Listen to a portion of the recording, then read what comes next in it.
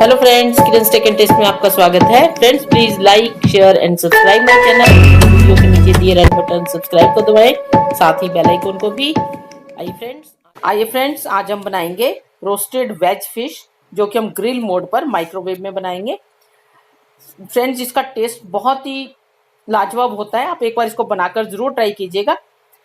इसके लिए मैंने लिए हैं 50 से 100 ग्राम के बीच में आप सोया चंक्स जो होते हैं वो लें। 4 से 5 ब्रेड पीस। स्पाइसेस में लाल मिर्च, कसूरी मेथी, नमक, धनिया पाउडर, गरम मसाला, कर्ड, दही लेना है हमने, टिक्का मसाला अगर आपके पास हो तो लें, अदरवाइज इसको स्किप कर दें।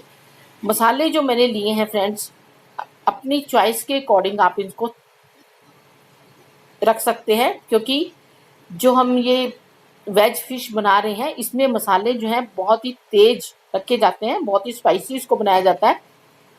तो आप इसमें थोड़ा अगर पसंद करते हो कम खाना तो मसाले कम रख सकते हैं, और ज़्यादा खाने पसंद करते हो तो ज़्यादा रखें। मैंने सभी चीज़ें 1.5 चम्मच ली है, नमक स्वाद अनुसार लिया है। तो आप इसी तरह से अगर इसको स्पाइसी बनाना चाहते हो तो इतनी ही क्वांटिटी आप इसमें स्पाइसेस की ले सकते हैं। ब्रेड को हम ग्राइंडर जार में डालकर क्रम्स बना लेंगे, और इसी तरह से सोया चंक्स को हमने बिल्कुल बारीक उसमें पीस लिया है। सभी चीज़ों को हमने इकट्ठे मिक्स करना है दही के साथ। दही आप थोड़ा सा खट्टा लें, बिल्कुल फ्रेश ना लें। हल्का सा इसके अंदर अगर खट्टापन होगा तो इससे जो इसका टेस्ट है बहुत ही अच्छा आएगा। जिस तरह से हम सोया चाप को मैरिनेट करके बनाते हैं, इसमें हमने दही को पहले ही मिक्स करना है। इसका मिक्सचर ही हमने दही से बाइंड करना है, तो दही में हल्का सा खट्टापन रहना चाहिए, जो इसको एक बहुत ही अच्छा टेंगी सा टेस्ट देगा, जो खाने में बहुत स्वाद लगेगी। मिक्सचर को हमने बाइंड करने के लिए हल्का सा पानी मिक्स करना है, ज़्यादा मिक्स नहीं करना है, थोड़ा सा ही पानी मिलाएं, क्योंकि हमने इसमें दही मिलाया हुआ है। और पानी सिर्फ इस तरह से मिलाएं कि ये ठीक से बाइंड होने लग जाए। फ्रेंड्स, ये एक ऐसी डिश है जो कि बहुत ही टेस्टी बनती है, और इसमें ऑयल का हम कम से कम यूज़ करेंगे। ये मैंने इसमें टिक्का मसाला जो मेरे पास है वो मैं डाल रही हूँ।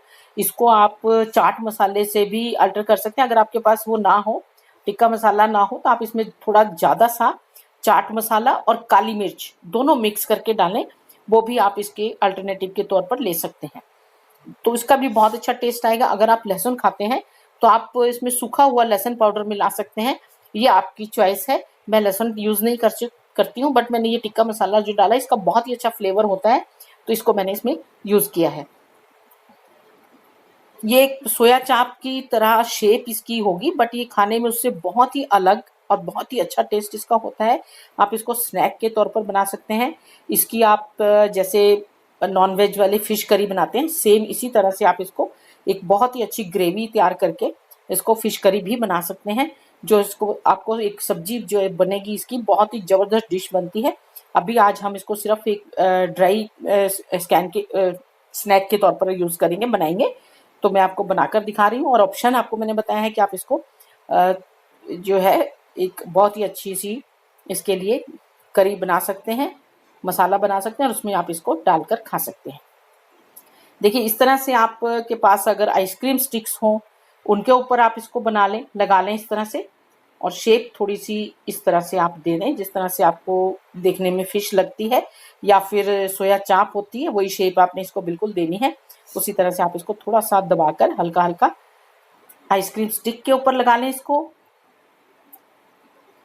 ये जस्ट हमने इसके ऊपर लगाना है सिर्फ एक प्रेजेंटेशन के लिए, कि हमने इसको हाथ में पकड़कर खा रहे हैं तो वो लुक देने के लिए। अदरवाइज इसको आप सिंपली ऐसे ही शेप देकर भी बना सकते हैं, या फिर ये जो हमें माइक्रोवेव के साथ स्क्वेयर्स मिले होते हैं, या आपके पास वुडन हो तो उनके ऊपर भी आप इस तरह से इसको रोल करके लगा सकते हैं, प्रेस करके।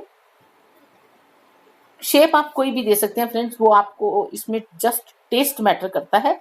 शेप जस्ट आपको देखने के लिए बनानी है तो आप कोई भी शेप इसमें बना सकते हैं, बट आपको इसको, क्योंकि हमने वेज फिश का नाम दिया है, तो इसको शेप भी थोड़ी सी उसी तरह से देनी है। ये इस तरह से देखिए, आप स्क्वेयर्स के ऊपर भी ऐसे लगाकर इसको रख सकते हैं। आप चाहें तो आपको माइक्रोवेव के साथ जो स्टैंड मिला होता है ग्रिल करने के लिए या रोस्ट करने के लिए, उसमें भी इन स्क्वेयर्स को लगा सकते हैं। लेकिन मैं आज डायरेक्ट जो है ग्रिल रैक जो मिलता है हमें इसके साथ, उसके ऊपर रख के हम इसको रोस्ट करेंगे, ग्रिल करेंगे। देखिए मैं इसको बिल्कुल अलग इस तरह से बनाकर दिखा रही हूँ आपको। हम इसमें कोई भी स्टिक नहीं लगाएंगे, ना स्क्वेयर्स लगाएंगे, बस आपको शेप इस तरह से देकर इसको आप इसको रख लीजिए, तब भी आप वही टेस्ट आपको आएगा और वैसे ही बनेगी। अगर आपको सब्जी में डालनी है, अगर इसको करी बनानी है आपने, तो आप इसी तरह से बना लें, जस्ट इसको शेप देते हुए इस तरह से हाथ से प्रेस करके और इसको रख लें। बाद में आप जब इसके लिए ग्रेवी बनाएं तो उसमें आप इसको एज इट इज़ बिल्कुल डाल सकते हैं। चाहे तो आप इसको पीसेज में कट कर सकते हैं, या फिर इसी तरह से जितने साइज में हमने बनाई है उसी तरह से भी आप इसको रख सकते हैं।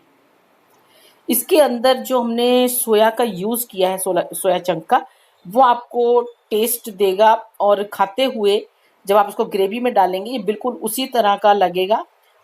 देखिए मैंने कभी नॉनवेज नहीं यूज़ किया है, बट मेरे को थोड़ा सा जो नॉलेज है ये उसी तरह का बिल्कुल लगता है। और जब इसको खाते हैं तब भी वही चीज़ आपको महसूस होगी, जो इसको खाते हैं उन्हें पता लग जाएगा कि ये थोड़ा वैसा ही टेस्ट दे रहा है। ऑयल लगा लेंगे हम इसको दोनों तरफ से। आप चाहें तो इस तरह से क्रस्टी प्लेट के ऊपर रख के भी इनको रोस्ट कर सकते हैं। आज मैं डायरेक्ट रैक के ऊपर रख के इसको रोस्ट करूंगी। माइक्रोवेव को मैंने ऑन कर लिया है, रैक के ऊपर हम इनको रख लेते हैं। बहुत ही अच्छे से इसके ऊपर भी ये स्क्वायर मैंने निकाल दिया है, थोड़ा ये बड़ा इसमें पड़ रहा है। देखिए स्टिक वाली भी सेम उसी तरह की बनेगी और ये भी। तो हम इसको ग्रिलिंग रैक के ऊपर रख के इसको लगा देते हैं। ग्रिल मोड पर ऑन करेंगे, टाइम सेट करेंगे। हम इसको पहले 15 मिनट 15 से इसको 25 से तकरीबन 25 से 30 मिनट का समय लगेगा। तो हम इसको पहले 15 मिनट के लिए लगा लेते हैं और उसके बाद 10 मिनट के लिए और इसको लगाएंगे। 8 मिनट के बाद आप इसकी साइड चेंज कर लीजिए, क्योंकि हमने इसको 2 बार टर्न करके हम इसको रोस्ट करेंगे, ताकि ये पूरी तरह से ऊपर से भी सिक जाए और अंदर से भी जो इसकी अंदर लेयर है वो भी अच्छी तरह से सिक जाए, कच्चा बिल्कुल ना रहे। तो हम इसको 2 से 3 बार टर्न करेंगे। पहले 8 मिनट पे कर लीजिए, फिर उसके बाद आप जब टाइम ओवर हो जाए और उसके बाद नेक्स्ट 10 मिनट जब हम लगाएंगे तब फिर से आप इसको टर्न करके रोस्ट करेंगे। देखिए इसके मैंने इनको पूरे 25 मिनट के बाद मैं आपको ये दिखा रही हूँ, तो इनका कलर आप देख सकते हैं कितना अच्छा चेंज हो चुका है। 5 मिनट के लिए, और ये मैंने 10 मिनट जो सेट किए थे, सॉरी मैंने जो 10 मिनट दोबारा सेट किए थे, ये 5 मिनट पहले आपको इसको निकाल कर दिखाया है। तो अब इसको टाइम ओवर होने पर हम निकालेंगे, तो इसके दोनों साइड जो है बहुत ही अच्छे गोल्डन ब्राउन हो जाएंगे। और जब ये रोस्ट हो रही हैं फ्रेंड्स, तो मैं आपको बता सकती हूँ कि इनकी बहुत ही अच्छी खुशबू आ रही है। जिस तरह से आप बारबेक्यू करते हैं, कोई भी चीज़ ग्रिल करते हैं, वही उसी तरह से इसकी भी जो फ्लेवर है, खुशबू है, बहुत अच्छी आ रही है। कि बिल्कुल हमारे जो है टाइम ओवर होने वाला है। आप देख सकते हैं मैंने एक सॉस लिया हुआ है, बारबेक्यू सॉस है ये मेरे पास, और जो टिक्का मिक्स है वो लिया है। हमने इनको सर्व करने से पहले इस बारबेक्यू सॉस में डिप करना है और तब इसको सर्व करना है। आप देख सकते हैं पूरा टाइम होने के बाद कलर दोनों तरफ से इसका बहुत ही अच्छा हो चुका है और ये थोड़ी क्रिस्पी भी हो गई हैं। हम सभी को निकालकर मैंने प्लेट में रख लिया है।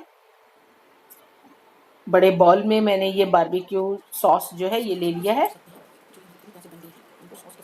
सारी फिश जो हमने बनाई है इनको हम इसी में अच्छे से इस तरह से कोट कर लेंगे, लपेट लेंगे इसको, और इस तरह से आप इसको सर्व करने के लिए रखेंगे।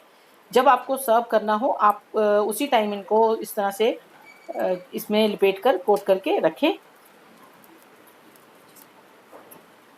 आप ये सॉस अगर आपके पास ना हो, उसके लिए भी ऑप्शन है, आप टमाटो सॉस और चिली सॉस को मिलाकर दोनों को उसको मिलाकर भी इस पर इसकी कोटिंग कर सकते हैं। इससे भी इसमें बहुत अच्छा टेस्ट आता है। और साथ में इसके ऊपर लास्ट में आप चाट मसाला स्प्रिंकल करें। जिस तरह से मैं टिक्का मसाला डालूंगी आप उस तरह से इसमें चाट मसाला भी यूज़ कर सकते हैं। मैं आपको ऑप्शन जो है साथ साथ बता रही हूँ, क्योंकि ज़रूरी नहीं होता है कि सबके पास ये चीज़ पड़ी हो, बारबेक्यू सॉस हो या टिक्का मसाला हो। जो चीज़ ना हो फ्रेंड्स, तो उसको आप ऑप्शन के तौर पे कोई दूसरी चीज़ को ऐड करके बनाएं, तो भी उसमें अच्छा टेस्ट आता है। मेन जो इंग्रेडिएंट्स होते हैं उस चीज़ को बनाने के लिए जो यूज़ किया गया है वो आप कर सकते हैं। ब्रेड और सोया चंक्स को यूज़ करें, और उसके बाद इसमें स्पाइसेस आप अपनी कोई चीज़ अगर ना हो उसको अल्टरनेटिव दूसरी चीज़ लेकर भी यूज़ कर सकते हैं। टिक्का मसाला मैंने इसके ऊपर स्प्रिंकल कर दिया। देखने में आप देखिए कितनी खूबसूरत लग रही है रखी हुई। एक ग्लेज आ गया है इनके ऊपर सॉस लगाने से, और जब हम इसको सर्व करेंगे तो ये खाने वाला जो भी देखेगा वो जब तक खाएगा नहीं तब तक नहीं बता सकता कि ये इसमें क्या डला हुआ है, या ओरिजिनल है या फिर ये एक अल्टरनेटिव चीज़ है। फ्रेंड्स, ये सोया चाप नहीं है।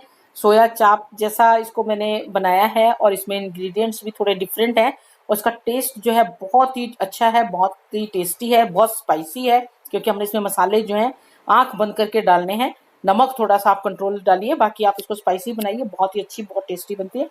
तो ज़रूर बनाइए, ट्राई कीजिए, और प्लीज़ कमेंट करके बताएं कि कैसी बनी। और इसी तरह से इसको सॉस में कोट करके, इसको लपेट कर तब आप सर्व करें, तो आपके जो भी इसको खाएगा वो आपकी तारीफ किए बगैर नहीं रह पाएगा। बहुत ही टेस्टी चीज़ है।